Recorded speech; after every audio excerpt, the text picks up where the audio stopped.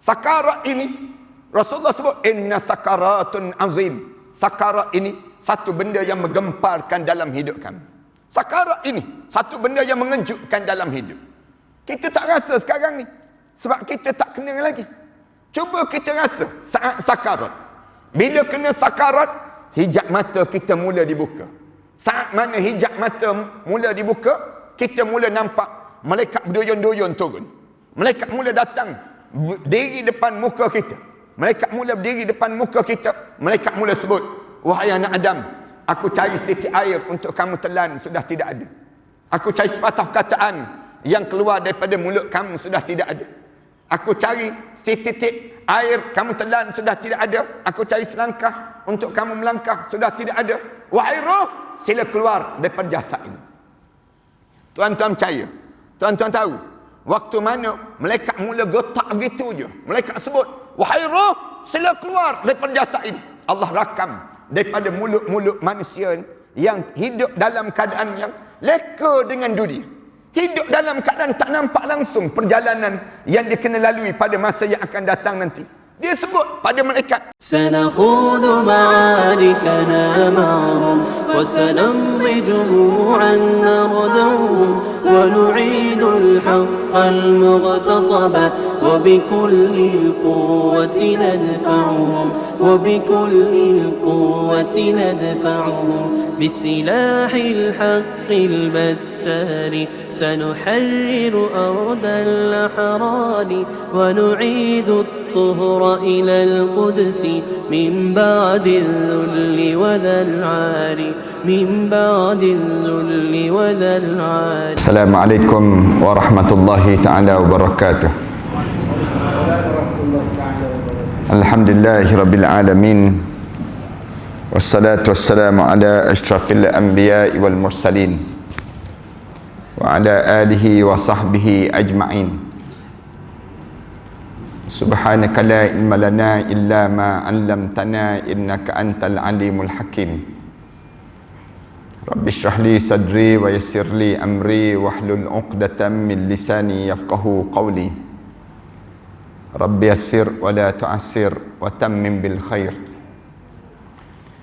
قال الله تعالى في كتاب العزيز بعد أعوذ بالله من الشيطان الرجيم بسم الله الرحمن الرحيم فكلا أخذنا بذنبه فمنهم من أرسلنا عليه حاصبا ومنهم من أخذته الصيحة ومنهم من خسفنا به الأرض ومنهم من أغرقنا وما كان الله ليظلمهم ولكن كانوا أنفسهم يظلمون. Semua yang terjadi itu tidak lain dan tidak bukan disebabkan dosa-dosa yang kamu lakukan. Faminhum man arsalna alaihi hasiba. Ada di antara kamu yang telah kami hantar pada mereka angin ribut yang membawa hujan batu yang menghujani di kalangan kamu, lalu kena di atas kepala-kepala kamu dan mati bergelimpangan di kalangan kamu. Ada di kalangan kamu wa minhum man akhadhatus sayhah. Ada di kalangan kamu yang kami binasakan dengan suara yang menggemparkan bumi, yang menyebabkan pecah gegendang telinga kamu, kemudian mati bergelimpangan di kalangan kamu tersebut. Wa minhum man khasafna bihil arda.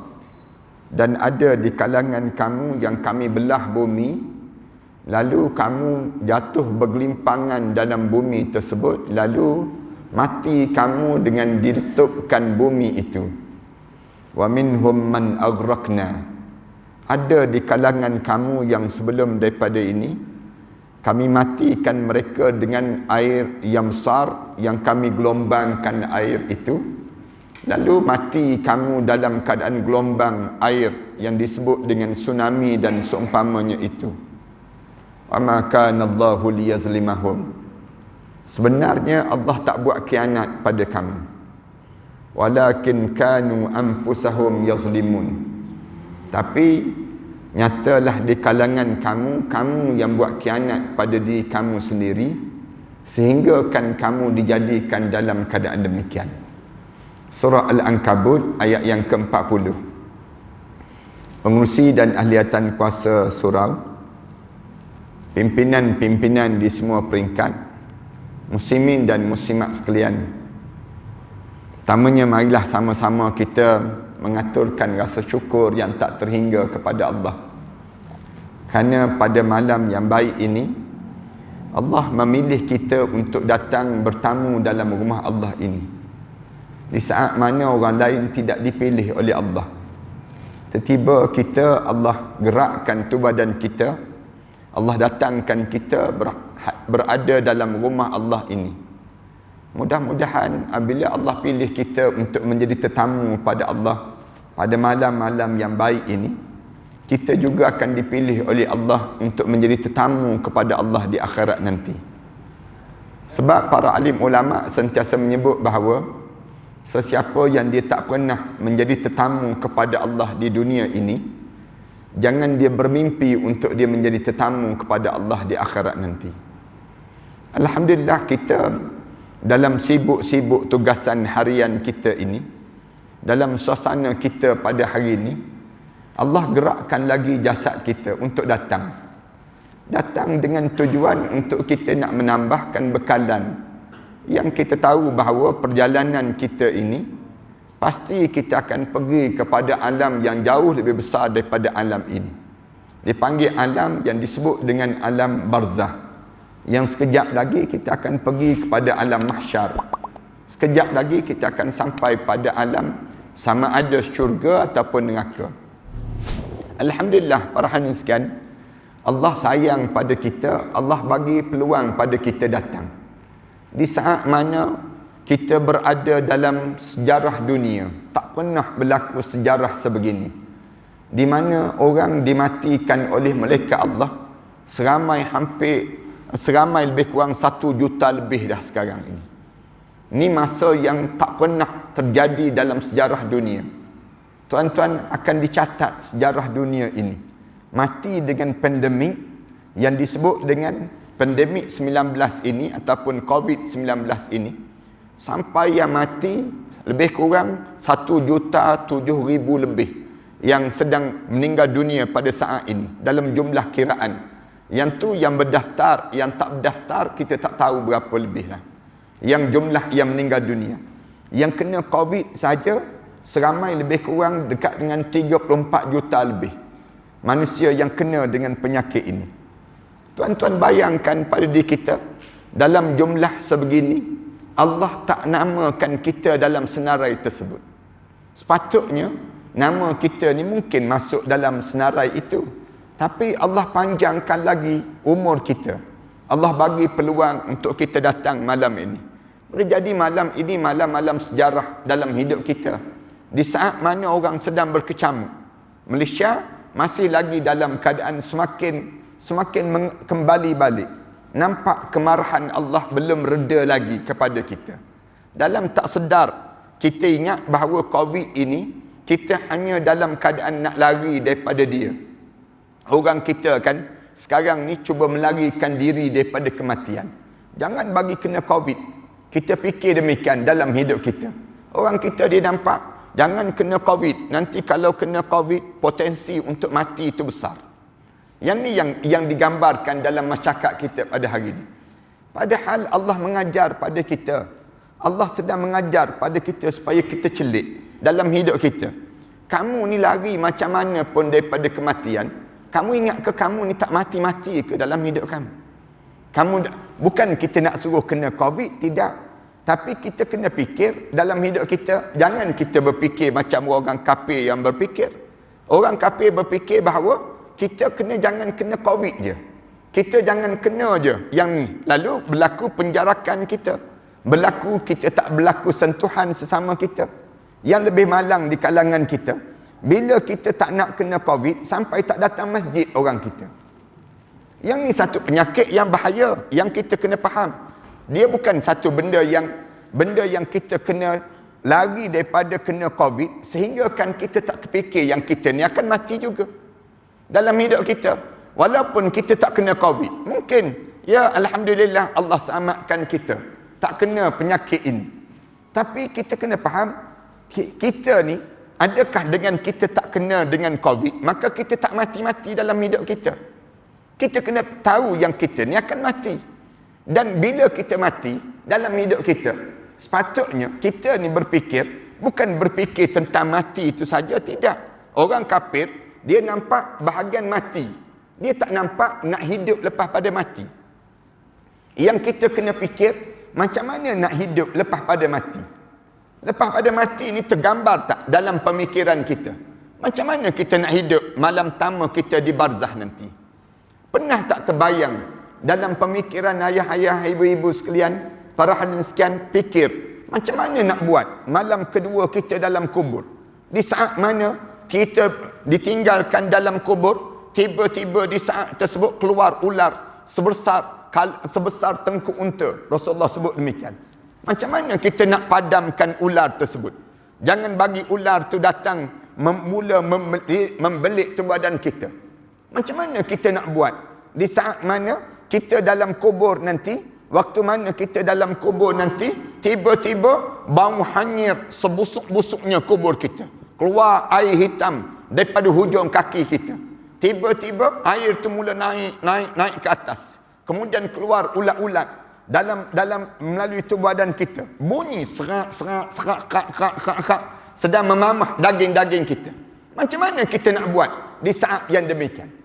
Pernah bayang tak dalam pemikiran kita, macam mana kita nak lalui saat mana, waktu mana kita dalam kubur nanti, kemudian macam mana kita bangun di padang mahsyar nanti, kemudian macam mana kita nak melalui titian sirat nanti, sampailah kita boleh masuk dalam syurga Firdaus Allah dan boleh bersimpuh di sisi Nabi Muhammad sallallahu alaihi wasallam.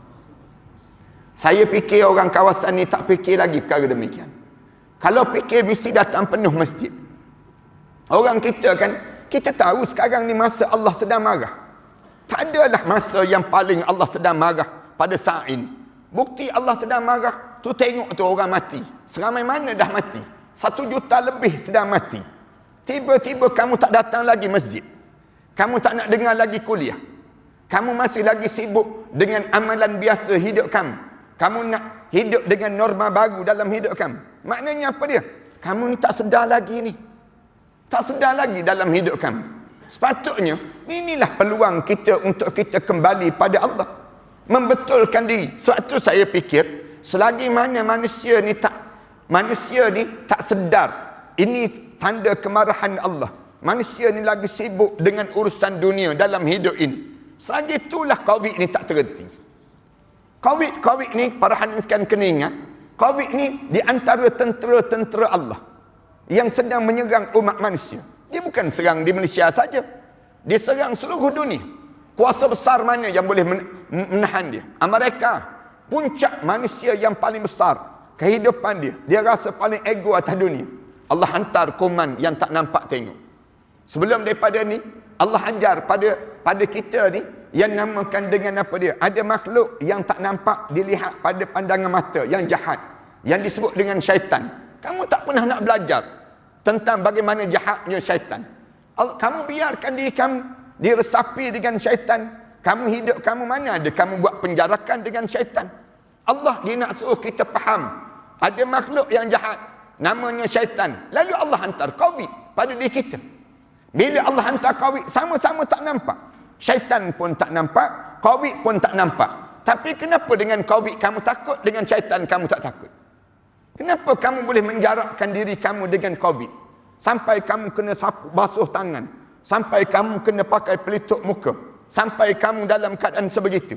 Tiba-tiba, bila sebut dengan syaitan, kamu buat tak reti saja dalam hidup kamu. Mana bahaya? Di antara COVID dengan syaitan. COVID boleh mematikan kamu. Tapi syaitan boleh menjerumuskan kamu ke dalam neraka Allah Subhanahu Wa Taala. Lebih bahaya syaitan dalam hidup. Kalau kita boleh faham kedudukan sebegini. Kalau orang yang berfikir panjang. Lalu macam mana kita nak selamat? Dua-dua kena selamat. Daripada COVID pun kita jangan kena. Manakala gangguan syaitan ni pun jangan terjadi di kalangan kita. Gangguan syaitan dia nak suruh buat apa dalam hidup kita? Nak suruh mati bersama dengan dia, bersama dalam keadaan kita mengkufuri Allah Subhanahu Wa Taala. Ini gangguan syaitan yang besar. Di atas dunia ni, syaitan nak suruh kita buat dosa. Buatlah dosa sebanyak mungkin. Bila kamu buat dosa, kamu boleh mati bersama dengan aku. Kemudian lepas itu, kamu akan masuk dalam neraka bersama dengan aku. Inilah keuntungan besar pada syaitan. Yang perlu kita fahami dalam hidup kita. Orang yang terlibat dengan COVID, frontliner ni, yang disebut dengan orang yang frontliner ni sendiri, yang tu ceritalah tentang bahaya COVID. Manakala ustazah ni kena cerita tentang bahayanya syaitan. Bahayanya syaitan dipanggil demikian. Yang sedang mengganggu di kalangan umat manusia. Yang boleh membahayakan kita kat mana? Bahaya yang besar pada kita. Sekarang kita tak rasa bahaya ni. Bahaya yang besar bila? Bila kita mula nampak malaikat maut mula berdiri depan muka kita. Sekejap lagi je ayah-ayah, ibu-ibu sekalian, kalian akan rasa satu suasana yang disebut dengan sakaratul maut. Sakarat ini Rasulullah sebut inna sakaratun azim. Sakarat ini satu benda yang menggemparkan dalam hidup kami. Sakarat ini satu benda yang mengejutkan dalam hidup. Kita tak rasa sekarang ni sebab kita tak kena lagi. Cuba kita rasa saat sakarat. Bila kena sakarat, hijab mata kita mula dibuka. Saat mana hijab mata mula dibuka, kita mula nampak malaikat berduyun-duyun turun. Malaikat mula datang berdiri depan muka kita. Malaikat mula berdiri depan muka kita. Malaikat mula sebut, wahai anak Adam, aku cari setitik air untuk kamu telan, sudah tidak ada. Aku cari sepatah perkataan yang keluar daripada mulut kamu, sudah tidak ada. Aku cari setitik air kamu telan, sudah tidak ada. Aku cari selangkah untuk kamu melangkah, sudah tidak ada. Wahai roh, sila keluar daripada jasad ini. Tuan-tuan percaya, tuan-tuan tahu, waktu mana malaikat mula getak begitu je, malaikat sebut, wahai roh, sila keluar daripada jasad ini. Allah rakam daripada mulut-mulut manusia yang hidup dalam keadaan yang leka dengan dunia. Hidup dalam keadaan tak nampak langsung perjalanan yang dia kena lalui pada masa yang akan datang nanti. Dia sebut pada malaikat, malaikat, laula akhartani ila ajalin qarib. Malaikat, boleh tak tangguh kematian ini? Jangan bagi mati lagi malaikat. Sekejap je malaikat. Jangan bagi mati lagi. Kenapa jangan bagi mati? Fa as-saddaqa. Sekarang juga saya nak bersedekah di jalan Allah. Wa akum minas salihin. Sekarang juga saya nak menjadi hamba Allah yang saleh. Malaikat jawab terus, walan yuakhirallahu nafsan iza jaa ajaluha. Allah tak tangguh dah nyawa-nyawa bila sampai ajal di kalangan kamu. Wallahu khabirum bima ta'malun. Allah tahu fi'il perangai apa yang kamu akan ulang dalam hidup kamu jika ditangguh kematian pada diri kamu. Ini malaikat sebut terus.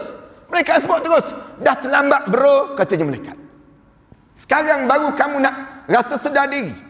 Waktu mana dah sampai ajal pada diri kamu, malaikat mula masuk terus. Bila malaikat mula masuk dalam tubuh ini, sambil masuk tu, malaikat umum terus. Kejap je lagi. Tuan-tuan tunggu sekejap je lagi. Malaikat sebut apa dia? Waja'at sakratul mauti bil haq. Zalika ma kunta minhu tahid. Telah datang saat sakaratul maut yang penuh dengan kebenaran. Inilah masa yang sering kali kamu lari-larikan diri sepanjang kamu hidup di atas dunia. Tuan-tuan, kalau tuan-tuan kena COVID, tuan-tuan ada potensi untuk tuan-tuan hidup lagi.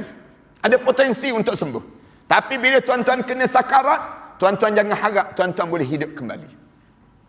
Tuan-tuan, bila tuan-tuan kena sakarat, jangan harap tuan-tuan akan boleh kembali balik hidup. Tak boleh hidup. Tak boleh hidup dah di waktu tersebut. Bila kena sakarat saja, masuk terus malaikat. Terus ke hujung kaki terus. Bila kena sakarat, Rasulullah sebut terus, belajar tentang sakarat. Jangan tak belajar tentang sakarat. Hidup ni jangan leka sangat, jangan. Bila kena sakarat, Rasulullah sallallahu alaihi wasallam ditanya terus, macam mana sakit ya Rasulullah? Kena sakarat, sakit, Rasulullah sebut. Sakit. Tak ada bayangan dalam hidup ini. Kena sakarat, kita rasa satu benda yang menggemparkan dalam hidup. Tak pernah rasa sebegini. Sahabat Rasulullah tanya Rasulullah, sakit macam mana ya Rasulullah? Rasulullah kata, bagaikan tengkuk kamu kena cincang dengan 300 libasan mata pedang. Itu paling ringan, paling ringan. Bila tanya Rasulullah lagi, Kena sakarat macam mana Rasulullah? Rasulullah kata apa dia? Bagaikan kulit kamu disiat. Kulit ni disiat. Diheret di atas bara api yang panas. Ditarik di atas kapas yang basah. Bunyi bunyi. Allah pesan pada kita. Walau tara iziz zalimuna fi ghamaratil maut. Kalau kamu ada masa, kamu tengok orang yang zalim melalui sakar ghamaratil maut. Ghamaratil maut ni lebih dahsyat daripada sakaratil maut. Digambarkan demikian. Kalau kamu ada masa, kamu tengok macam mana malaikat getak dia. Malaikat nak cabut roh dia. Sakit. Kalau tuan-tuan baca dalam kitab, setengah alim ulama bila baca tentang mengenai sakarat, pengsan alim ulama. Nak sebutnya bila tahu saja macam mana keadaan ini. Rasulullah ditanya, macam mana sakit ya Rasulullah?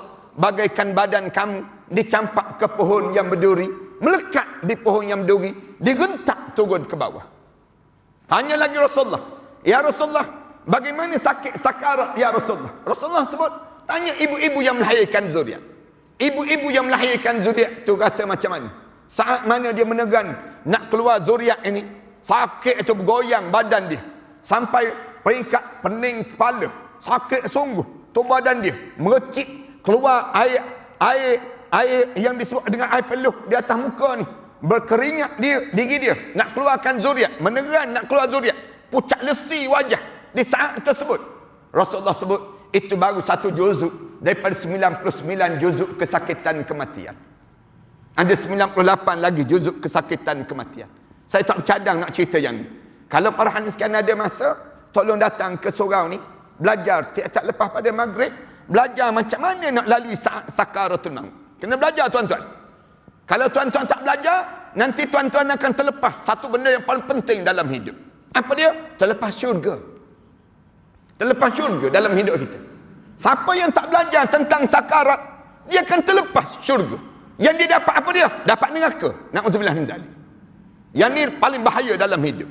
Dalam hidup kita ni jangan rasa selesa sangat. Jangan kita ingat, tak apa dah saya ni, saya dah jadi ustaz dah. Jangan.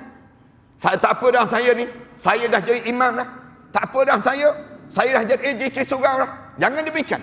Ramai mana orang terlepas syurga, yang dia dapat neraka. Na'udzubillah min dzalik.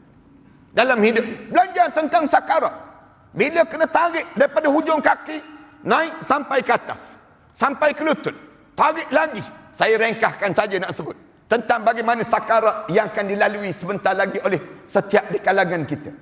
Bila kena tarik daripada lutut, naik sampai ke pusat, kumpulan yang kedua. Kumpulan yang ketiga, masuk lagi, rentak, tarik daripada bawah ni, zup, sampai di halqum. Bila sampai di halqum, kali yang kedua penyesalan datang. Datang terus menyesal. Tiba-tiba sampai di halqum, bawa perasan, mati aku disebut.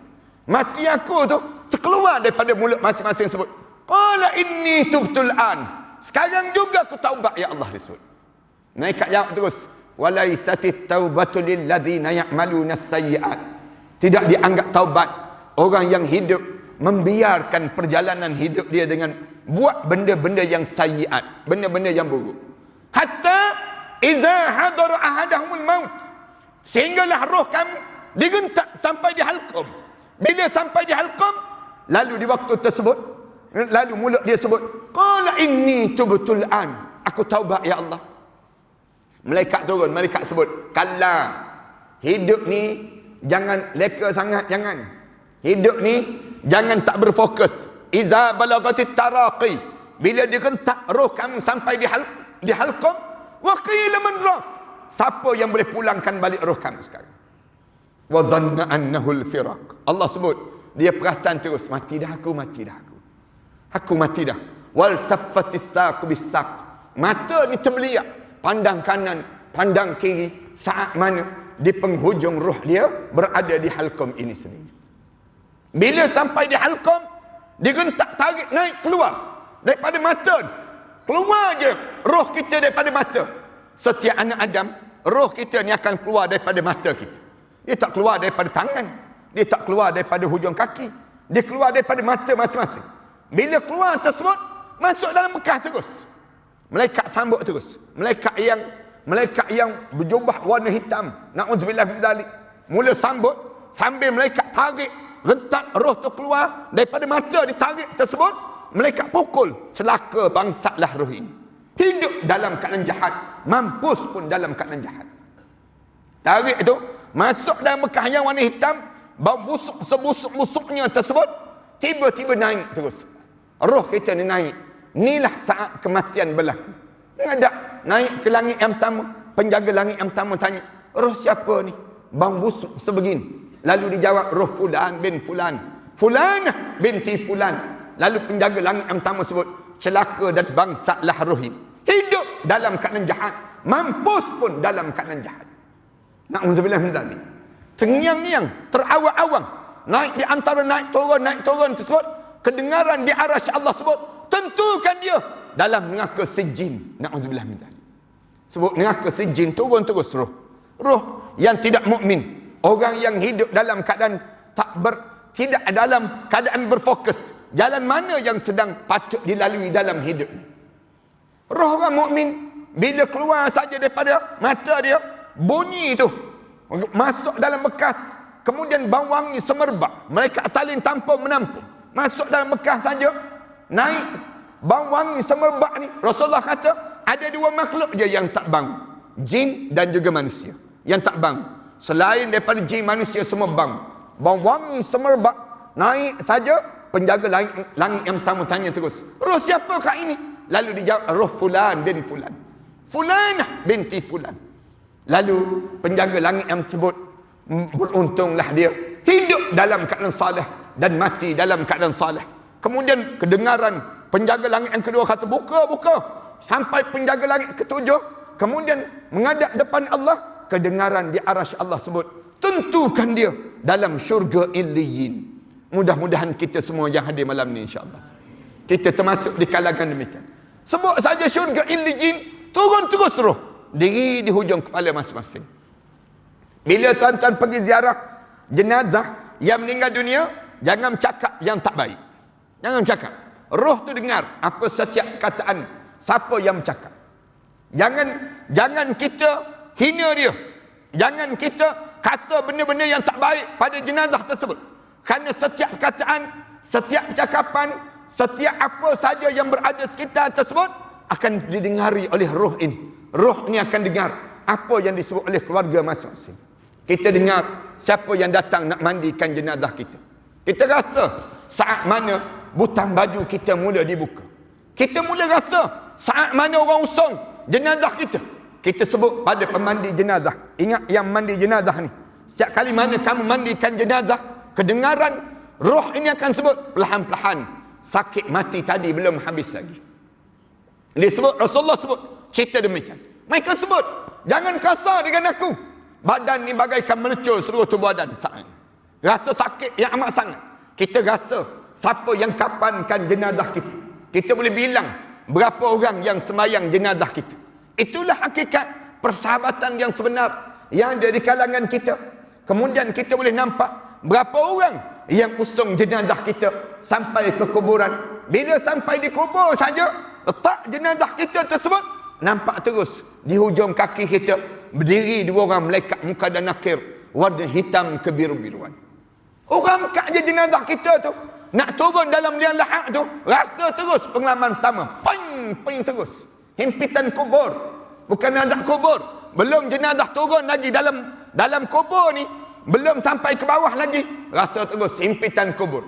Hadap muka ke kiblat, bau tanah depan muka kita ni, kedengaran di bawah telinga masing-masing, kedengaran malaikat sebut, selamat datang, tanah sebut, selamat datang wahai hamba Allah, daripada tanah ini kamu diciptakan oleh Allah dan kepada tanah ini kamu dikembalikan oleh Allah. Lalu malaikat sebut, katanya tanah ni di bawah tersebut, dia akan mula sebut apa dia?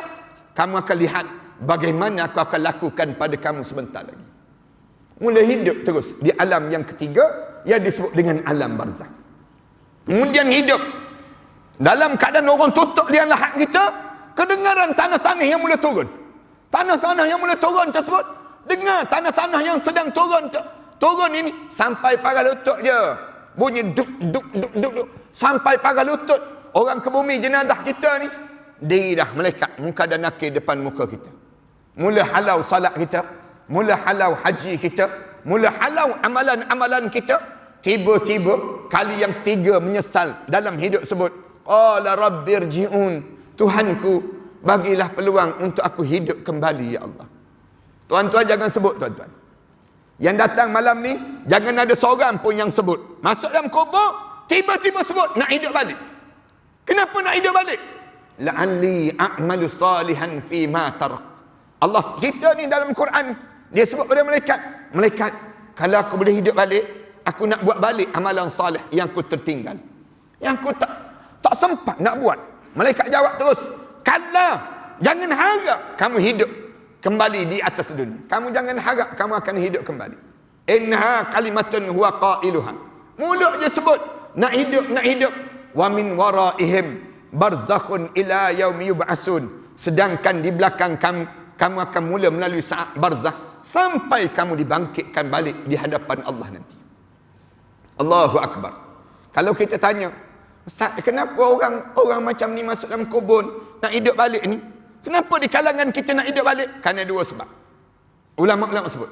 Yang pertama, dia hidup atas dunia, dia buat ya'maluna sayyi'at. Dia buat benda dosa. Ni sebab yang pertama. Dia hidup atas dunia ni, tak berfokus langsung. Hidup di atas dunia kita ni, tak tahu nak ke mana. Hidup kita ni, kita tanya, kamu kerja apa dalam hidup? Tuan-tuan hidup atas dunia ni, tuan-tuan kerja apa dalam hidup? Tuan-tuan nak apa dalam hidup? Tiap-tiap hari kita turun pagi balik gelap. Kita nak apa dalam hidup kita? Cuba tanya di kalangan kita. Sampai peringkat begini dalam hidup kita, ada yang jawab, saya Ustaz, turun pagi balik gelap. Saya nak duit biar banyak Ustaz. Harta biar banyak. Ini jawapan kebanyakan kita. Kita tanya balik, Allah jadikan kita ni nak suruh banyak harta ke?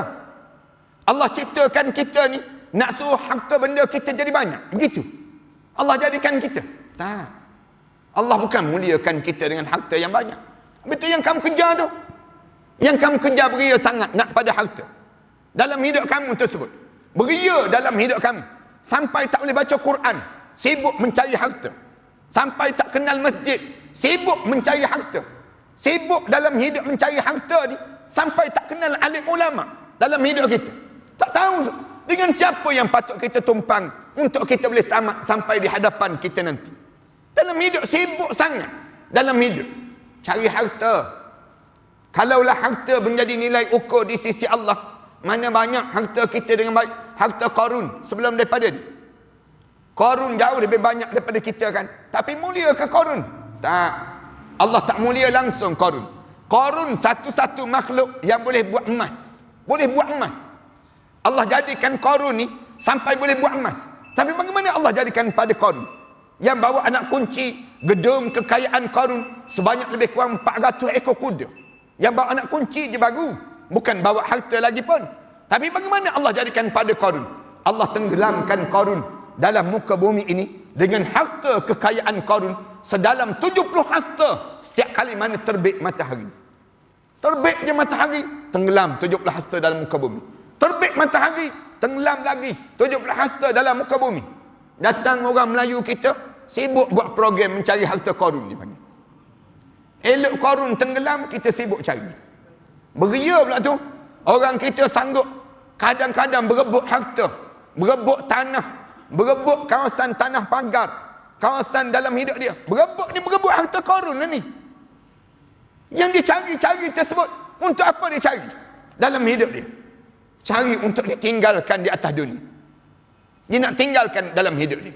Ada yang jawab, saya tak kejar harta Ustaz. Habis kamu kejar apa? Saya kejar tahta Ustaz. Hidup atas dunia ni saya mengejar tahta, berebut nak pegang jawatan. Saya tegur banyak kali ni. Berebut jawatan bukan besar pun. Jawatan kecil je. Jawatan JKKKKKKK. Jawatan paling halus berebut. Kalau tak lantik jawatan, tak datang terus dia. Pelik betul orang yang macam ni. Nak pada jawatan. Jawatan di masjid, di surau, nak jawatan. Dia rasa bangga sangat dengan jawatan tersebut. Rasulullah datang, Rasulullah ajar. Rasulullah sebut, jawatan bukan kemuliaan dalam hidup. Jangan ingat kita pegang jawatan jadi mulia. Jangan. Tuan-tuan pegang jawatan, satu tanggung yang kena jawab depan Allah. Seboleh mungkin jangan pegang jawatan. Orang Islam dia ajar demikian. Kamu seboleh mungkin kamu tolak pada orang. Bagi pada orang lebih baik. Kamu jangan pegang. Kalau kamu pegang, kamu akan jadi kehinaan pada diri kamu di akhirat nanti. Kecuali kamu boleh tunai tanggungjawab. Kalau kamu boleh tunai tanggungjawab, kamu pegang. Tapi kalau kamu tak boleh tunai tanggungjawab, jangan pegang. Jangan pegang. Ramai mana orang pegang jawatan menyesal depan Allah. Tuan-tuan jadi pengurusi lorong. Pengurusi lorong saja. Tuan-tuan kena jawab depan Allah nanti. Tuan-tuan ingat ke tuan-tuan sama ke? Bila tuan-tuan depan Allah nanti. Jadi pengurusi persatuan penduduk. Kena jawab depan Allah. Pengurusi persatuan penduduk je. Kita kata, takkanlah pengurusi persatuan penduduk pun kena jawab juga. Ya, kena jawab. Masuk dalam kubur je. Masuk dalam kubur, malaikat tanya terus. Kamu pengurusi persatuan penduduk kan? Ya, saya pengurusi persatuan penduduk. Dalam penduduk kamu tu, berapa orang yang minum air ketum dalam kawasan kamu? Dalam kawasan kamu, berapa orang? Dalam kawasan kamu, yang isap dadah berapa orang? Yang isap rokok berapa orang? Yang tak datang sembahyang berjemaah berapa orang? Jawab. Kan ramai pula malam ni tak jawatan tak kena gaya. Saya sebut banyak-banyak ni tak jawatan semua. Tak nak pegang jawatan Ustaz. Tapi saya nak sebut jawatan ni bukan kemuliaan. Pegang jawatan, kamu kena jawab depan Allah. Jika surau pun kena jawab depan Allah. Masuk dalam kubur je malaikat tanya terus. Kamu EJK surau kan? Ya, saya EJK surau. Subuh pagi tadi kamu sempat datang tak berjemaah? Hanya soalan tu je. Jenuh dah nak jawab. Jangan ingat pegang jawatan kemuliaan dalam hidup. Ada dah orang yang besar jawatan dia, Allah hinakan dia dengan jawatan-jawatan dia. Siapa dia? Fir'aun. Fir'aun besar jawatan. Besar tak besar jawatan Fir'aun? Sampai Allah rakam kata-kata Fir'aun. Disebut dalam Al-Quran. Fir'aun bila dia rasa hebat besar jawatan dia, dia mengaku dia Tuhan. Dia sebut, ana rabbukumul a'la. Aku Tuhan yang paling agung, katanya Fir'aun. Waktu mana Fir'aun mengaku dia Tuhan, terkejut Iblis. Iblis terkejut. Katanya Iblis. Ada juga makhluk manusia pergi mengaku dia Tuhan. Aku sendiri pun tak mengaku dia Tuhan. Kenapa Fir'aun mengaku dia Tuhan? Kerana Fir'aun tak pernah rasa sakit dalam hidup Fir'aun. Fir'aun kencing manis tak pernah kena. Fir'aun gaut, tak ada gaut. Fir'aun dalam hidup Fir'aun tak pernah kena Covid. Disebut dalam kitab, Fir'aun tak pernah bersin. Bersin pun tak pernah. Dalam satu kitab yang lain sebut, Fir'aun tak pernah menguap. Menguap pun tak pernah. Menguap pun tak pernah. Kita ni cuba tunggu kejap-kejap lagi. Tunggu sikit-sikit lagi je menguap terus. Tapi jangan pula tak menguap. Orang tanya kenapa tak menguap? Lawan Fir'aun sekali Ustaz. Nak lawan Fir'aun dalam hidup. Kita kejar apa dalam hidup kita? Ada yang sebut, saya tak kejar harta Ustaz. Habis kamu kejar apa? Tahta. Tak kejar juga. Yang kamu kejar rupa Ustaz. Nak jadi cantik. Orang kita kan ada juga penyakit tu. Yang lelaki tak sedar yang dia lelaki mengaku jadi betina. Yang perempuan tak sedar yang dia perempuan mengaku jadi jantan. Yang ni penyakit juga ni sedang diritai di kalangan kita. Yang dia nak jadi demikian. Manakala yang perempuan elok-elok dah dia perempuan. Allah jadikan dia perempuan tersebut. Tapi sibuk lagi nak mencantikkan wajah. Tak nak jadi tua, tak nak. Sanggup makan pil anti penuaan dia. Tua juga dia. Nak sebutnya dalam hidup dia. Pakai lotion anti kedutan. Kedut juga dia. Yang perempuan sibuk dengan nak memutihkan wajah. Muka putih dengan hitam legam dia panggil demikian. Sibuk demikian. Yang lelaki sibuk nak berbadan sadu. Yang lelaki nak berbadan sadu dalam hidup. Orang yang dia nak tengok badan dia jadi kental. Sadu. Sadu tahu makna apa dia? Sasa bodoh dia panggil demikian. Nak sebutnya sadu pada diri dia. Rela dia tak makan nasi. Makan telur 21 biji sehari. Rela dia tak datang sembahyang maghrib. Pergi gym. Betulkan badan. Balik kerja. Pergi gym. Betulkan badan. Bawa dengan air ni. Pukul 12. Rela tak datang sembahyang isyak. Nak pergi main futsal kejap lagi. Nak main futsal. Pukul 12 malam sepak bola lagi.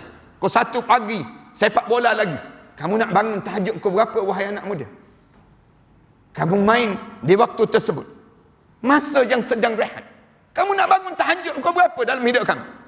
Kamu nak sembahyang subuh pukul berapa dalam hidup kamu?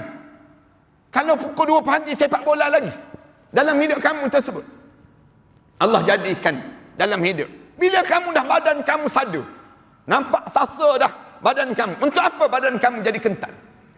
Badan kamu kental, badan nampak sasa, tubuh badan kamu nampak hebat. Untuk apa? Dia jawab, untuk pakai seluar dalam, naik atas pentas Ustaz. Tu je kerja dia, nak tunjuk body. Kita kata, kamu ni ringkahnya hidup kamu. Kamu tak fikir panjang ke dalam hidup kamu? Sedangkan kamu terbiasa hidup dengan keadaan buat maksiat pada Allah. Jangan. Bila kamu terbiasa hidup dengan keadaan demikian, kamu akan menyesal dalam kubur nanti. Ini yang pertama, sebab yang pertama. Dalam hidup, di kalangan orang kita, bila dia hidup, ya'maluna sayyi'at. Hidup berbuat benda-benda yang buruk dalam hidup dia. Kenapa? Dia tak tahu yang perjalanan hidup dia bernoktahkan syurga. Bila hidup kita ni, hidup berjuang, hidup kita sibuk di atas dunia, tiba-tiba mati, masuk dalam kubur, rumah besar, kereta mewah, jawatan hebat, masuk kubur, masuk neraka terus. Tak ada manfaat langsung hidup.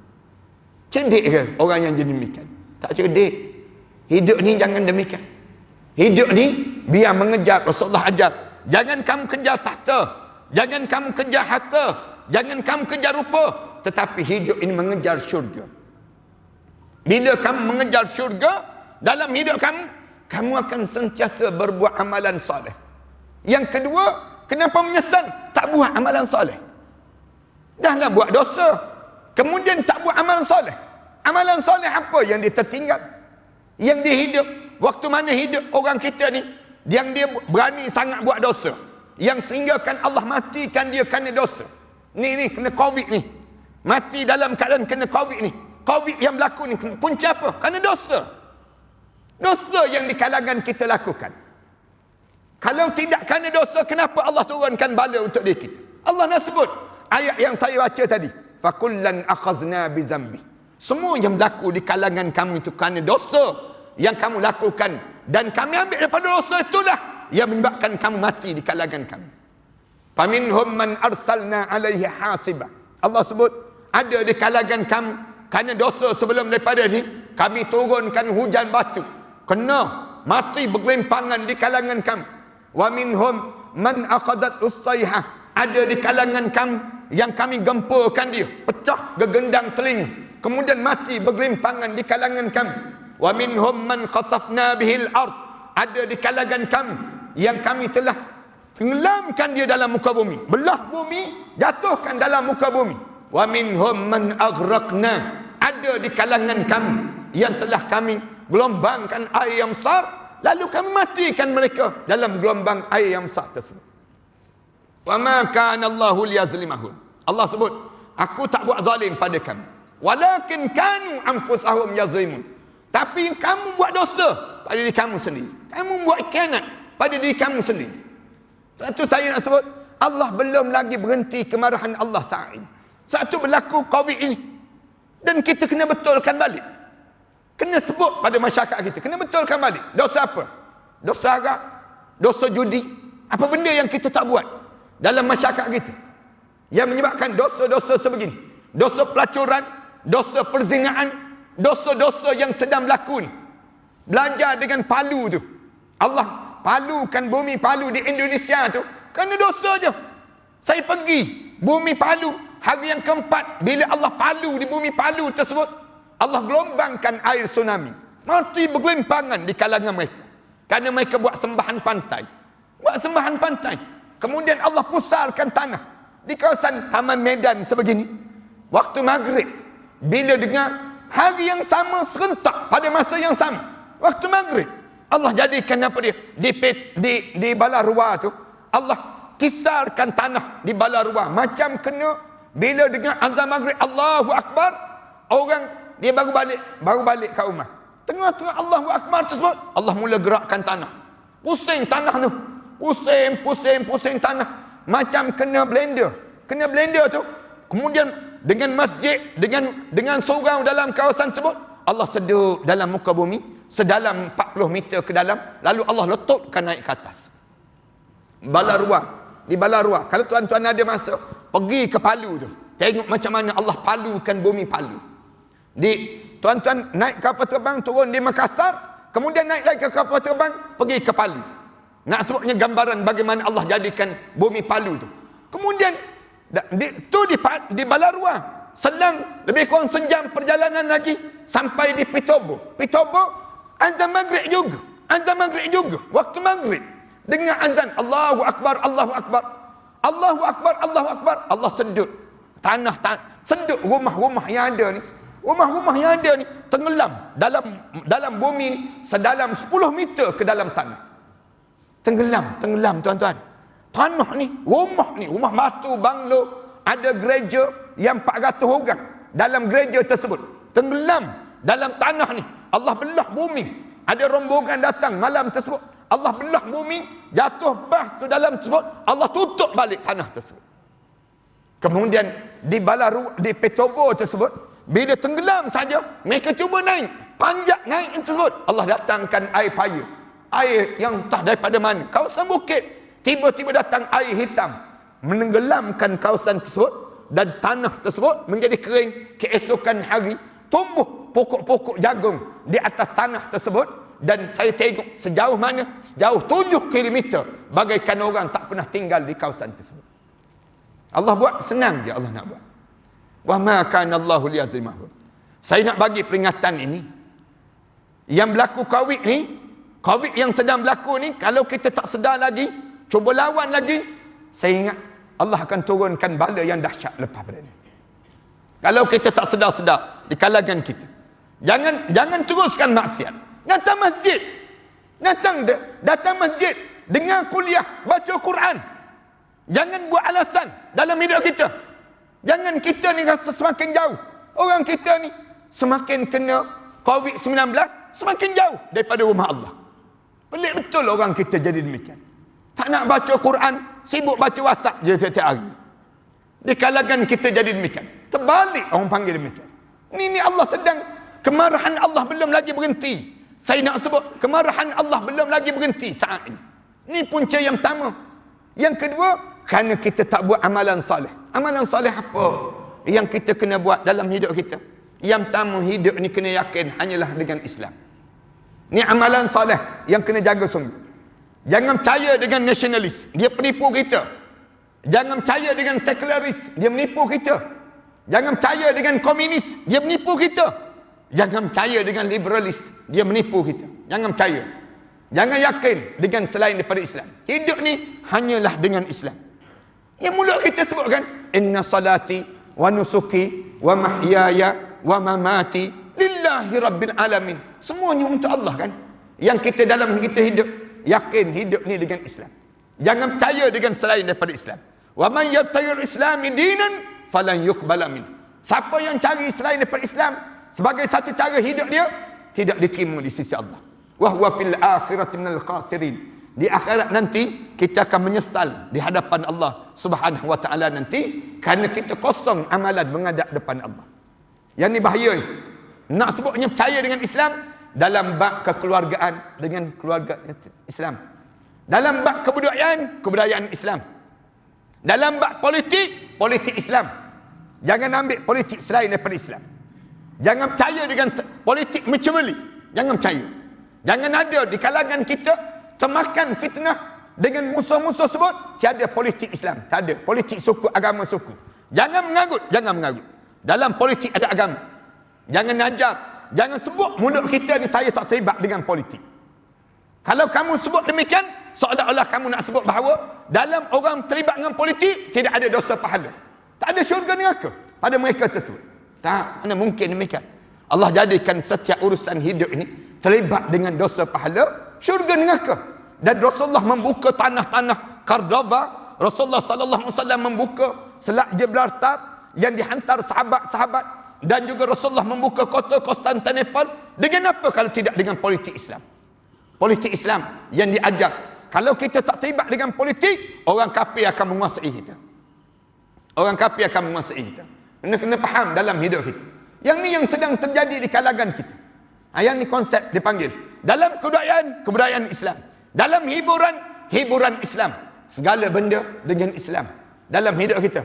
Kalau cari selain daripada Islam, maka kita akan menyesal. Kita tertinggal satu amalan soleh yang paling penting dalam hidup.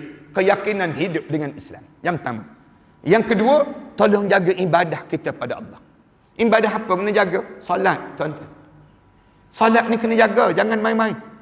Ada orang kita di solat hari Jumaat je dia solat. Hari-hari lain dia tak solat. Ada orang kita demikian. Ada orang kita dia solat satu waktu je dalam hidup dia. Satu waktu sehari je. Solat waktu yang lain dia tak solat. Bukan begitu Islam. Islam ajar solat 5 waktu kena jaga. Bila solat sampai umur 40 tahun, jaga 5 waktu. Umur 40 tahun, jaga solat berjemaah, jangan tinggal. Usia 60 tahun, jangan tinggal lagi solat tahajud malam.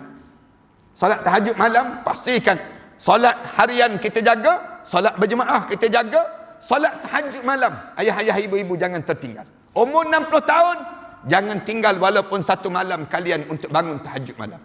Ni solat dipanggil. Yang kedua, baca Quran. Jangan malah baca Quran. Dan jangan tak boleh baca Quran. Kalau tuan-tuan tak boleh baca Quran, pastikan tuan-tuan umur tuan-tuan panjang-panjang dan tak mati-mati. Jangan mati. Jangan mati. Saya nak pesan betul-betul. Orang kawasan ni, kalau kalian mati, di saat mana kalian tak boleh baca Quran, kalian masuk dalam kubur tu, confirm tak lepas menghadap depan Allah. Tak lepas. Tak percaya cuba try mati, tak percaya. Nak tengok lepas ke tak lepas? Tak lepas.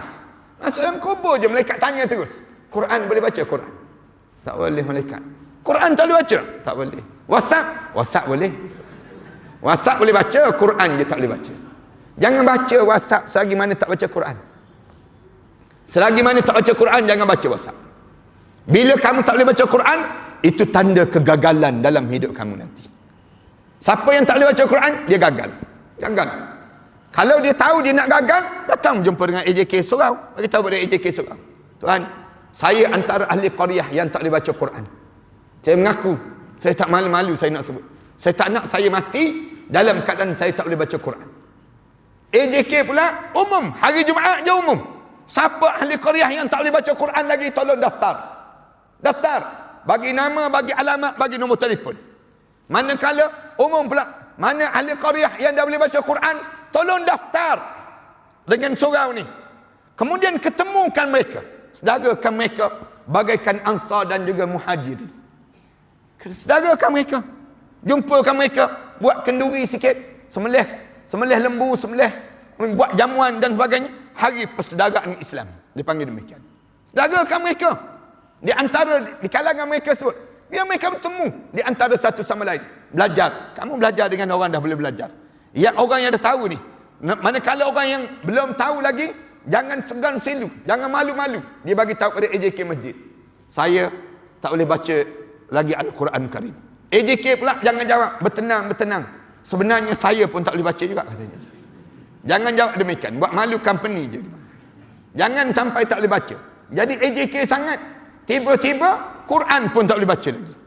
Malulah sikit kita dalam hidup kita. Biar kita boleh dipanggil demikian. 2. Yang ketiga, saya nak sebut amalan apa yang kita kena buat sebelum kita terlambat masuk dalam kubur. Tolong alihkan semua aset-aset yang ada di atas dunia ini ke akhirat Allah sekarang juga, sebelum kita mati masuk dalam kubur seorang-seorang. Alihkan. Jangan simpan untuk dunia. Jangan simpan untuk dunia. Sekarang kita tak guna dah, banyak dah barang yang kita tak guna dalam hidup kita. Yang tak guna tu alih ke akhirat terus.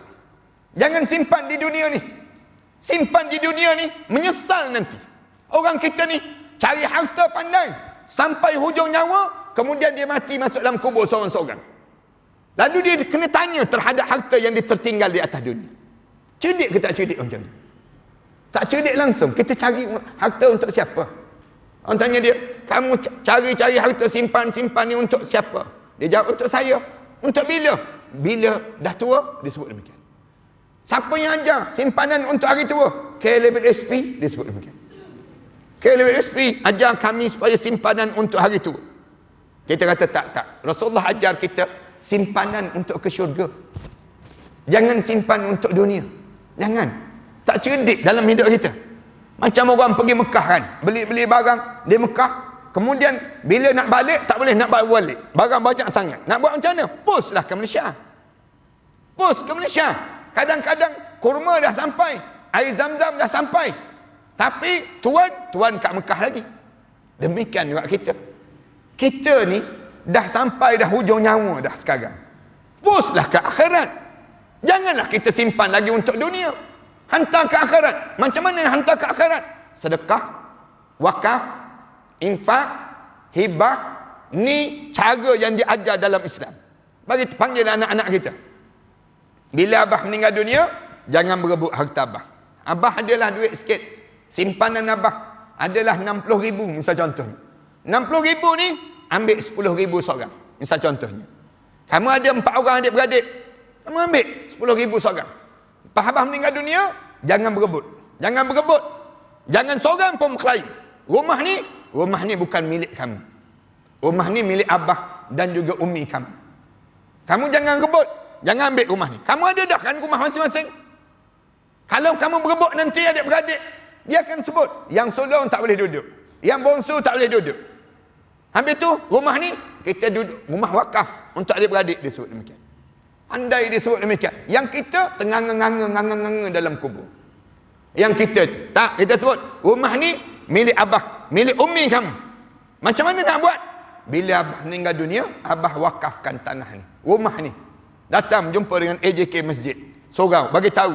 Rumah saya tu, saya wakaf bila saya meninggal dunia dan isteri saya meninggal dunia. Ni, bagi terus wasiat, tulis terus. Dengan jumpa dengan lawyer, tulis surat semua, siapkan demikian. Bila kita meninggal dunia, rumah tu tidak menjadi milik anak-anak kita. Tapi menjadi milik siapa? Milik kita. Bila kita masuk dalam kubur, berjumpa balik rumah kita. Tak percaya, cuba try mati sekali lagi. Berjumpa balik dalam rumah kita. Oh, ada. Kenderaan kita pun ada. Sempat wakaf. Sebelum kita meninggal dunia, kita wakaf kenderaan kita. Bagi pada AJK Sorau, bagi pada AJK Masjid, dah bagi pada seorang masjid.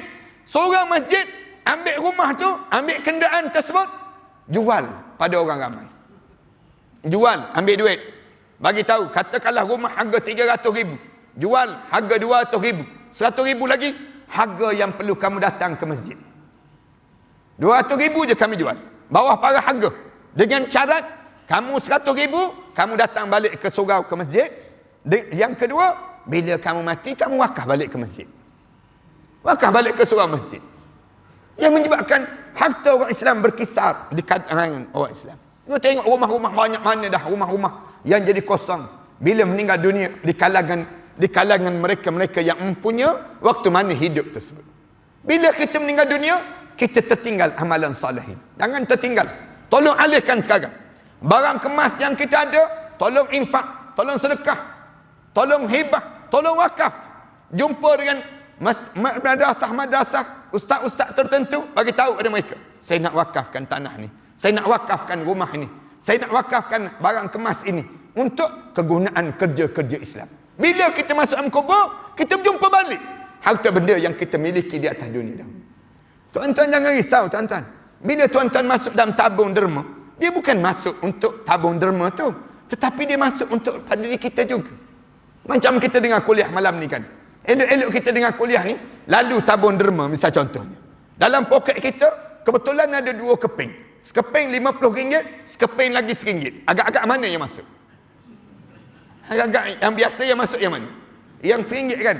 Yang RM1 tu lah kita jumpa balik di akhirat nanti. Kita jumpa balik di akhirat. Kita akan menyesal. Kenapalah aku kedekut sangat bagi yang RM1? Untuk aku juga. Bukan untuk orang lain. Dalam hidup kita ni, jadilah orang Islam yang cerdik. Orang Islam yang cerdik ni, dia pandangan dia jauh. Dia nampak akhirat Allah. Dia tak nampak dunia ni menjadi kejaran. Yang dia nampak, aku mesti mengejar akhirat. Biar aku dapat syurga dalam hidup aku.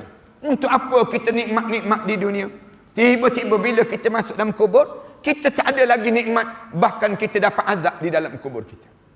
Yang ni orang yang cerdik dalam hidup ni. 2. Yang ketiga, yang kena amalan salih yang perlu kita jaga sangat. Apa dia? Perbuatan, fi'il, perangai kita, akhlak kita. Akhlak tolong jaga. Akhlak ni, saya nak sebut, yang disebut akhir-akhir ni, kita jaga kita. Kita jaga kita ni maksudnya apa dia? Pastikan diri kita ni mewajahkan jasad kita di kalangan ahli syurga. Berebut datang surau. Saf yang pertama berebut. Jangan borak lagi. Bila sampai ke surau ni, berebut saf yang pertama. Duduk di saf yang pertama. Saf yang kedua berebut. Orang tanya, kenapa? Saya tak sabar untuk masuk dalam syurga Allah. Pakaian kita kemas, bersih, bau wangi tubuh badan kita. Tanda kita ahli syurga. Tanda kita ahli syurga. Orang tengok kita pun, oh dia ni memang dah ahli syurga.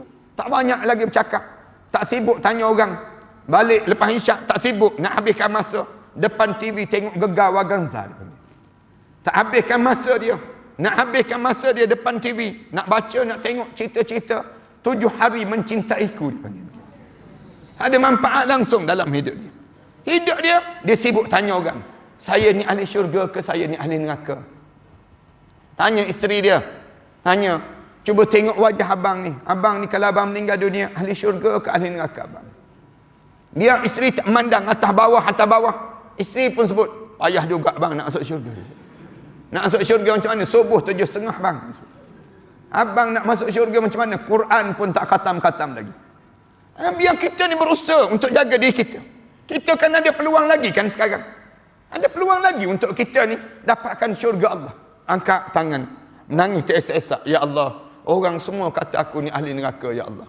Bagi tahu ada Allah, aku ni dosa banyak sangat ke, ya Allah. Sehingga kan semua orang bagi tahu aku ni ahli neraka, ya Allah. Kita pun menangis teresak-esak.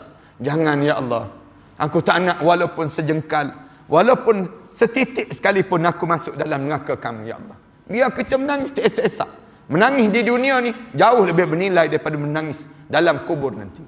Jauh lebih menangis daripada mahsyar Allah nanti. Nangis kita di atas dunia ni. Nak sebabnya jaga kita. Tanda kita ni ahli syurga, PL perangai kita apa dia? Kita sibuk jaga kedua ibu bapa kita. Terutama bagi orang lelaki ya. Saya sebut banyak kali ni, orang lelaki tolong jaga mak ayah. Jangan singgung hati mak ayah. Jangan kalian bercakap kasar di hadapan ibu dan ayah kalian. Saya nak betul terang dengan orang lelaki kita ni, dia sibuk jaga isteri dia lebih daripada dia sibuk jaga mak ayah dia. Yang ni yang dosa besar kalian sedang lakukan. Kebanyakan orang kita di kalangan kita begitu. Kita sibuk jaga isteri kita, sibuk jaga anak-anak kita. Mak ayah kita kita biar begitu. Terasa hati mak ayah kita dengan kita. Kalian perasan tak? Kita dengan anak lelaki kita nampak. Anak lelaki kita ni, kalau dia dah berumah tangga, sibuk nak jaga isteri dia. Dia tak sibuk nak jaga kita.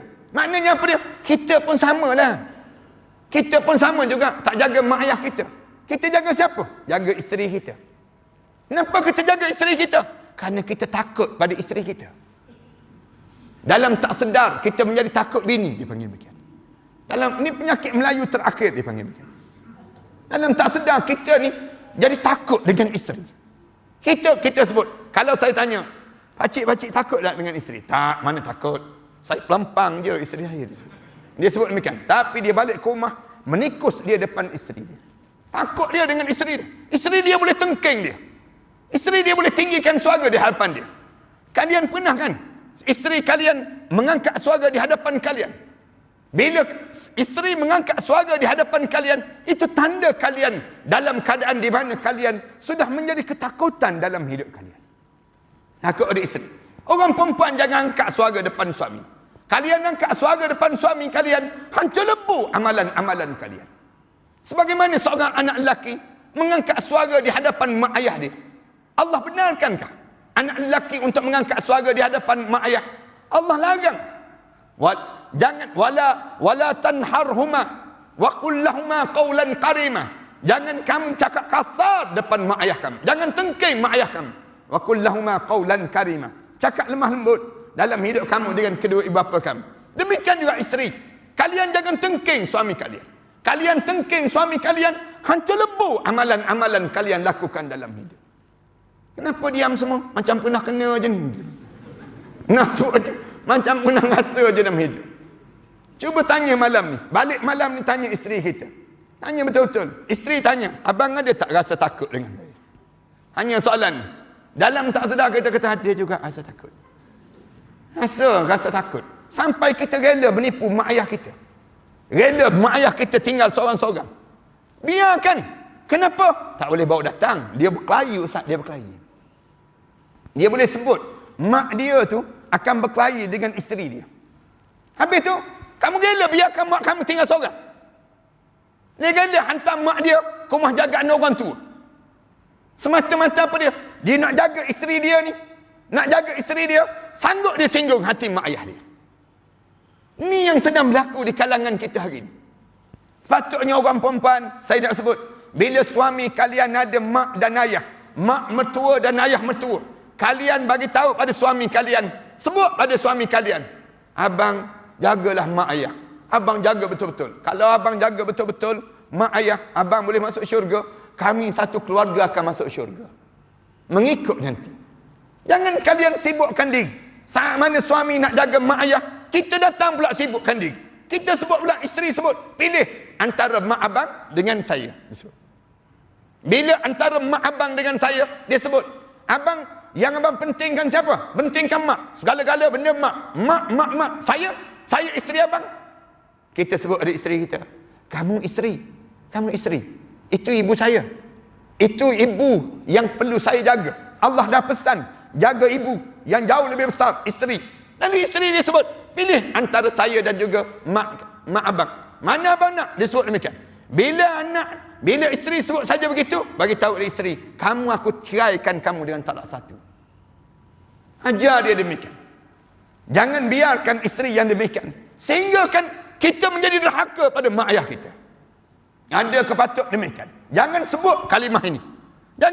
Jangan minta pertandingan di antara isteri dan juga ibu. Jangan ada pertandingan demikian. Isteri dia kena faham bagaimana kedudukan dia di saat mana suami yang kena jaga mak ayah dan juga membesarkan mak ayah dalam hidupnya sendiri. Ini benda yang kita kena faham. Ramai mana orang kita, tuan-tuan, bila ibu dan ayah tuan-tuan terasa hati dengan tuan-tuan, tuan-tuan ingat tuan-tuan boleh masuk syurga. Tertutup rapat pintu syurga. Tak adalah, semayanglah macam mana sekalipun, puasalah hebat macam mana pun, bila kamu singgung hati mak ayah kamu, jangan harap tempat kamu dalam syurga Allah SWT. Demikian juga dengan orang perempuan. Kalian, saat mana kalian menyinggung hati suami kalian, kalian ingat kalian boleh masuk syurga. Kalian tinggi suara, tengking suami. Bila bercakap kasar dengan suami, kalian meninggal dunia. Kalian ingat kalian boleh masuk syurga. Orang perempuan, tak ada syurga bagi kalian. Tertutup pintu syurga di saat mana suami yang terasa hati dalam hidup. Jangan begitu kita orang lelaki dan juga orang perempuan. Kena jaga dua-dua hak-hak yang perlu dijaga di kalangan kita. Ini akhlak dalam hidup. Ini sampai takut dengan isteri. Sangat takut sungguh dengan isteri. Duk minum dengan ustaz-ustaz ni. Tengah-tengah minum tu, bunyi handphone, deringan handphone tu, bunyi kering tu, dia tengah minum, jatuh gelas tersebut. Kita tanya kenapa? Isteri saya telefon ustaz. Isteri telefon jatuh, boleh jatuh gelas. Kita tanya kenapa? Apa masalah? Oh ustaz, isteri saya garang disebut. Ya ke isteri kamu telefon? Dia pun tengok ni ustaz, dia tunjuk handphone dia. Tengok ni ustaz, handphone saya ni, nama isteri saya telefon. Kita tengok nama dia tulis Lang Sui terus dia tulis. Nak sebutnya nama Lang Sui terus dia letak nama isteri. Ada seorang tu letak Singa Lapar. Nama suami, nama isteri dia. Singa Lapar terus dia sebut. Nak sebutnya gambaran takutnya. Kita pun dengar tu. Dengar, cuba jawab. Jawab tu, dengar suara dalam handphone tu. Isteri tengking tu. Kat mana? Katanya isteri. Kat mana? Dia pun jawab, kat kedai minum. Dengan siapa? Dengan Ustaz Ahmad Dasuki. Dengan Ustaz Dasuki mana? Katanya. Isteri dia tengking dia. Ada lah yang Ustaz Dasuki yang cerita bab mati tu. Bohong lah, katanya isteri. Bohong lah. Isteri dia boleh tengking dia begitu saja. Lambat lagi ke nak balik? Nak balik dah ni, nak siap nak balik ni. Katanya suami, nak balik? Tak, balik. Sekarang juga balik, katanya isteri dia. Balik tu dia tak telefon. Balik dulu ya Ustaz. Balik terus. Dia tu ketua kampung, penakut. Nak sebut. Malu je, buat malu je di kalangan kita. Kita ni jangan begitulah dalam hidup ni. Dalam hidup kita sampai begitu. Dalam hidup kita ni sampai tahap kita hilang maruah diri. Kenapa dia? Kerana tak pandai nak jaga hubungan kita dengan Allah Subhanahu Wa Taala dan hubungan kita dengan manusia. Ibu-ibu, pastikan ibu-ibu jangan angkat suara lepas pada ni. Jangan tengking-tengking. Kalau kalian kena tengking pada isteri kalian, maknanya memang teruklah kalian. Kalian berhentilah jadi lelaki sekarang kita. Jangan jadi orang lelaki lah bila dia tengking-tengking oleh isteri dia. Jangan hidup kita jadi demikian. Biar kita tahu yang kita ni Allah kurniakan ada kemuliaan tertentu, dan juga isteri jangan hinakan suami kalian dengan cara demikian. Menghina suami dengan cara begitu menyebabkan hancur lebur amalan-amalan yang dilakukan dalam kehidupan kita. Ni malam ni macam kena je. Masing-masing kata, ya Ustaz, ya. Lama dah nak suruh sebut ni. Lama dah nak bagi tahu yang ni. Tapi pendam gitu dah. Orang lelaki ni penyakit dia, belum kahwin banyak mulut. Lepas kahwin, mulut dia disimpan dalam hati. Tu kena ingat betul-betul wahai orang perempuan. Kena ingat, orang suami kita ni belum kahwin memang banyak mulut. Tapi lepas kahwin, dia dengan kita, mulut dia disimpan dalam hati. Dia pendam je dalam perasaan. Dia bawa perasaan dia tu. Yalah, maklumlah dia mak pada anak kita, dia begini. Dia akan jadi demikian. Orang perempuan belum kahwin tak ada mulut. Lepas kahwin, mulut kat mulut dia. Mulut tu dia letak dekat mulut dia. Dia sampai dia menyinggung hati suami dia. Yang ni yang bahaya. Ini jaga-jaga dalam hidup kita. Supaya jaga akhlak. Akhlak apa dia lagi? Dengan mak ayah kita, dengan suami kita, akhlak kita dengan jiran tetangga kita. Akhlak dengan jiran. Jangan berkelahi dengan jiran. Jangan ada di kalangan kita mati di saat mana dia tak tegur siapa dengan jiran tetangga dia. Rasulullah sebut la yadkhulul jannah. Tak masuk syurga man qati'ur rahim. Dia mati di saat mana dia sedang memutuskan silaturahim. Nah, jangan demikian pada diri kita. Biar kita, bila kita berada berjiran, terutama rumah-rumah macam ni, jaga betul-betul hubungan dengan jiran. Jaga kita. Jangan sampai sakitkan hati jiran. Ambil parking tempat dia. Sampai terkehil bahu dia nak masuk parking rumah dia. Susahnya kerana kereta kita banyak. Kereta kita banyak menyusahkan dia. Ataupun kadang-kadang kita menyusahkan jiran. Masak sedap je. Masak goreng ikan kering je. Jiran sebelah tu telan air liu. Gup telan air liu. Sedapnya. Tunggu tak sampai ikan kering tersebut. Tunggu di akhirat nanti. Tunggu di akhirat nanti. Tak lepas nak jawab depan Allah. Dah tahu dah kita ni kedekut. Tak nak bagi pada jiran. Beli penyeduk bau yang besar tu. Yang penyeduk bau yang besar tu. Biar bila kita masak, seduk je bau tu masuk dalam tu. Senang cerita. Ni kita tak biarkan buka tingkap masak tu. Bila buka tingkap masak, bau pada jiran-jiran sebelah. Telan air liur jiran sebelah. Kita meninggal dunia satu hari. Sakit hati jiran dengan kita. Masuk dalam neraka Allah. Na'udzubillah min dzalik. Kenapa dia? Kerana tak jaga amalan ini dalam hidup kita. Saya rasa mudah-mudahan Allah kurniakan pada kita saat mana diuji dengan COVID-19 ini, kita pastikan diri kita berbekal sekarang. Banyakkan bekalan. Baca Quran. Jangan malas baca Quran. Di saat mana diuji dengan ujian COVID ini. Kemarahan Allah belum reda lagi. Ketuk pintu-pintu rumah jiran-jiran kita. Bagi tahu kepada mereka, datang ke masjid, baca Quran.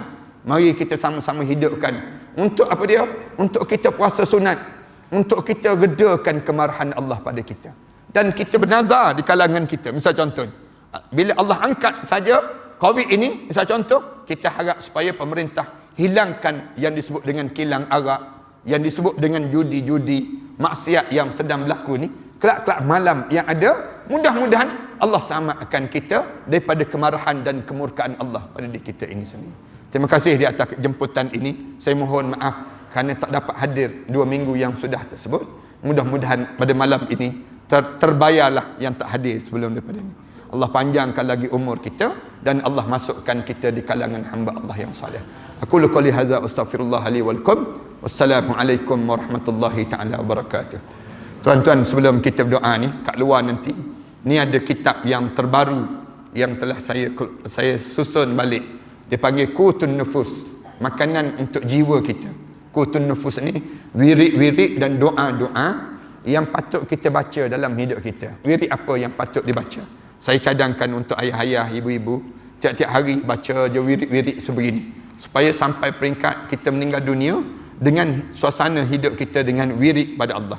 Demikian juga sebelum daripada ni saya karang kitab ni, bagaimana untuk jalan ke syurga Allah, untuk dapatkan syurga Allah. Saya karang kitab ni. Kitab ni penting sangat. persiapan menjelang kematian. Bila dekat nak meninggal dunia, nak buat amalan apa dia? Pada diri kita ni sendiri. Ni kitab ni bagi hadiah pada mak kita, ayah kita. Biar dia buat amalan. Ringkas je, saya dah susun dah. Amalan 1, amalan 2, amalan 3. Kita dah nampak dah tanda-tanda kematian kita. Demikian juga yang ni dalam PKP baru ni, saya karang kitab ni. Kitab ni, macam mana untuk kita mati biar jadi husnul khatimah. Jangan mati su'ul khatimah. Husnul khatimah ni mati dalam keadaan jaminan untuk kita berada dalam syurga Allah Subhanahu Wa Taala. Macam mana dekat dengan kematian kita. Saya karang lagi kitab ni saat dipanggil menghadap. Bila dekat nak mati, suasana macam mana.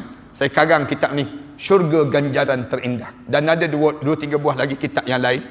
Kalau ada ustaz-ustazah yang datang pada malam ni, buat kuliah lah di surau-surau dan di masjid-masjid ni. Lepas pada maghrib baca je. Bahasa saya bahasa Malaysia.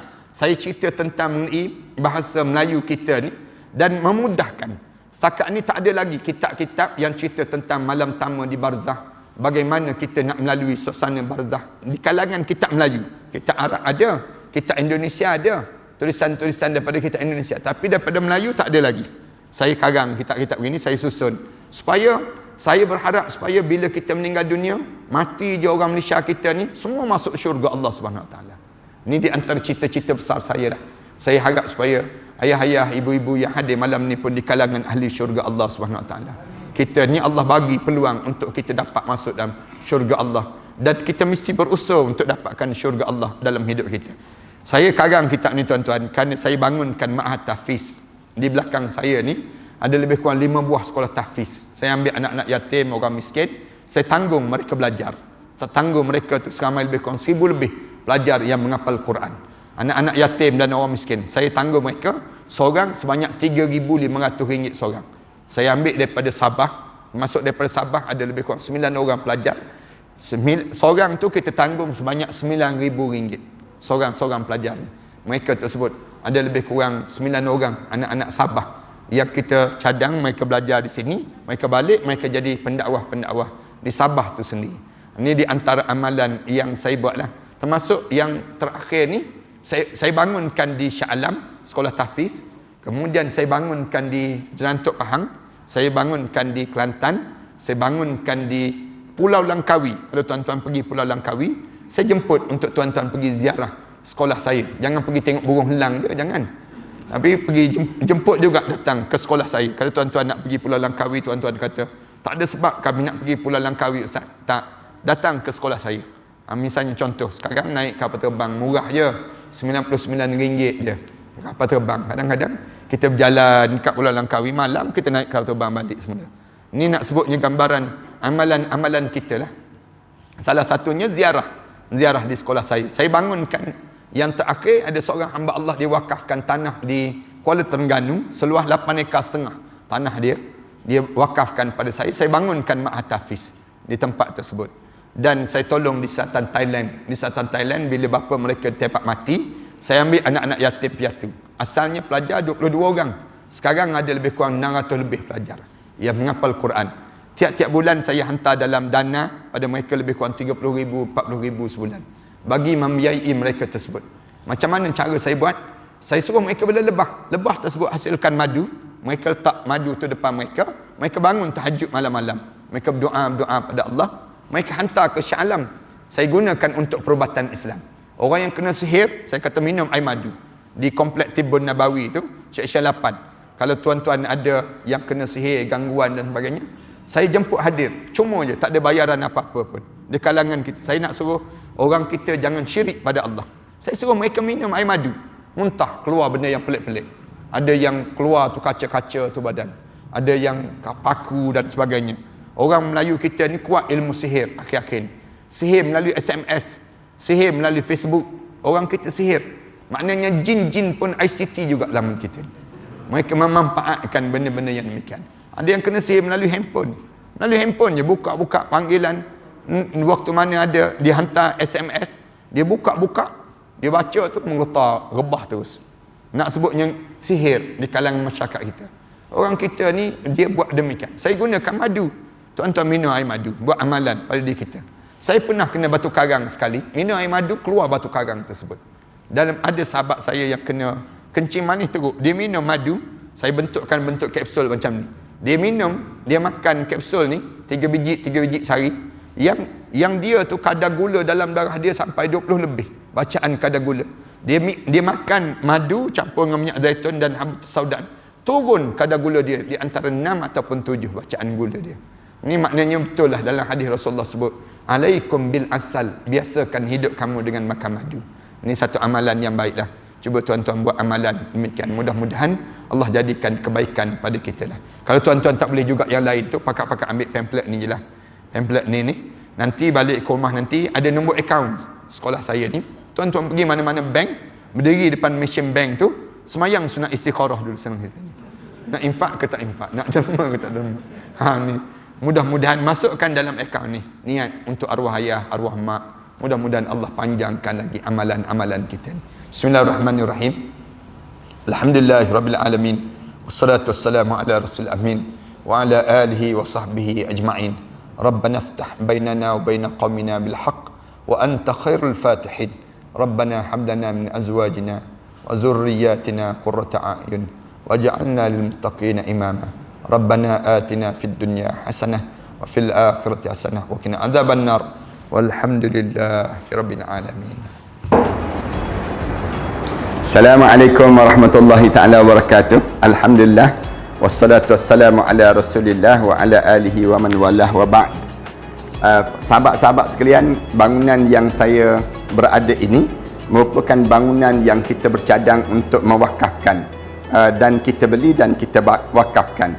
Sejumlah lebih kurang 5 juta kita perlukan, 3 blok terhadap kawasan ini. 3 blok ini kita telah bersedia untuk membayarnya setelah mana 3 bulan yang akan datang nanti. Saya mencari seramai lebih kurang 1,000 orang para pewakaf yang berjumlah sebanyak 5,000 setiap seorang. Hubungi talian ini dan setiap nama itu kita akan letakkan di bawah nama-nama Allah. Kemudian kita akan tampalkan di dinding terhadap bangunan ini, dijadikan untuk kemudahan bagi siapa yang berniat untuk mewakafkan bangunan ini. Tuan-tuan jangan risau. Selama mana ada bangunan ini, selama itulah pahala kita akan berpanjangan dan berpanjangan. Ambillah kesempatan di saat mana kita mempunyai peluang yang Allah bagi pada diri kita ini untuk sama-sama kita menyuburkan dan mewangikan kubur-kubur arwah-arwah ayah kita, arwah ibu kita, arwah-arwah yang telah meninggal dunia. Dan tak lupa kita pun bakal arwah yang kita akan mewakafkan bangunan ini, pahala-pahala akan berpanjangan dan berterusan. Setakat ini kami telah bersedia untuk membeli daripada pemilik yang bukan Islam kepada menjadi milik orang Islam pula. Mari bersama dengan kami, mudah-mudahan Allah jadikan kebaikan kepada dalam wakaf-wakaf di kalangan kita, kepada para pewakaf yang telah mewakafkan ini. Wallahu a'lam.